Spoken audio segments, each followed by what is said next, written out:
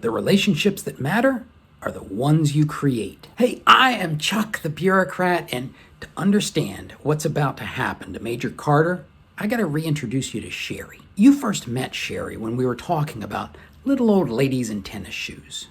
Sherry was born into a military family, and although she has never personally worn the uniform, she's also never not been associated with the military. Her dad was in the military, her husband retired as a 2-star general, she's got a son in the Air Force and a daughter in the Marine Corps. She's bounced all over the world, and most of the work she's done has been admin work for military offices. Nowadays, she's the executive assistant for General McNulty, and she likes it. I mean, the work's not too hard. She gets to spend time with interesting people, and she gets to take care of her principal. She knows how hard it was for her dad and her husband and her kids being forced to sit through half-baked presentations or arguing over things that don't actually matter, or generally having dinner ruined because some major wrote an offensive email. She enjoys guarding Major General's well-being and his time. So while Major Carter keeps showing up to prep sessions poorly prepared and floundering along,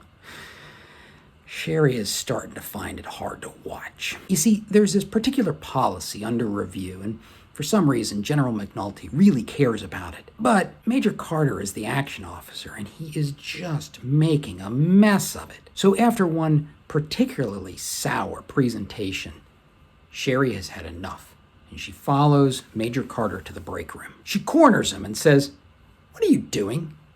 And he says, "What do you mean?" "Well, it seems like General McNulty wants you to understand the positions of the other offices." "You don't have a clue." Major Carter kind of bristles and he says, "Look, I sent half a dozen emails and nobody responded to me." Sherry just rolls her eyes and says, "You do you, but this is a people business. You are not going to get this done through email.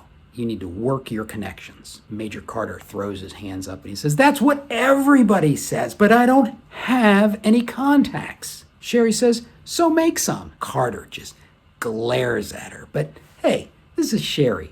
Both her kids outrank Major Carter, so him glaring, it just looks childish. In fact, she's starting to realize that Major Carter is one of these people who just never had to use social skills to get his business done.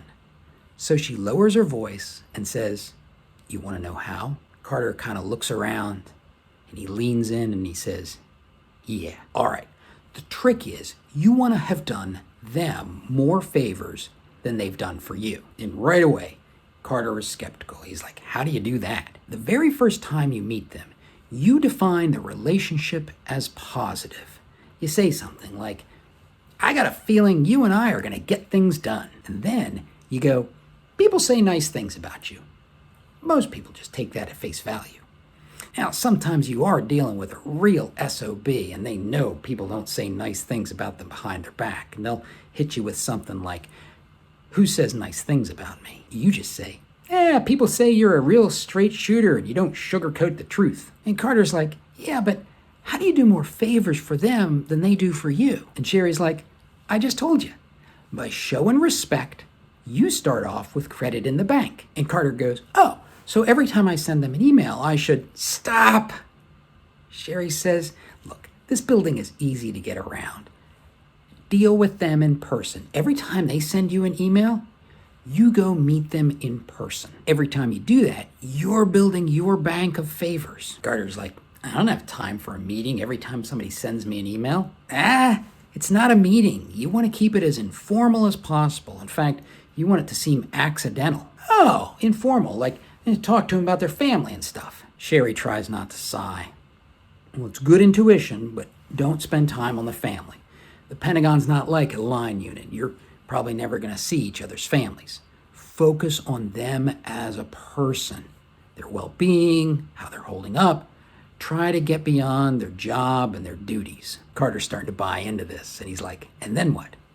Sherry's like, "I don't know. Try not to overthink it too much. But I will tell you this. You need to answer General McNulty's questions fast because he is running out of patience. And around here, nobody is going to spend time teaching you how to do things that you don't know how to do." And with that, she pats him on the arm, wishes him luck, and heads back to work. And you know, Sherry's right. If you're going to succeed, you're going to have to put in a little extra personal effort. But the good news is, this video can save you a huge amount of struggle.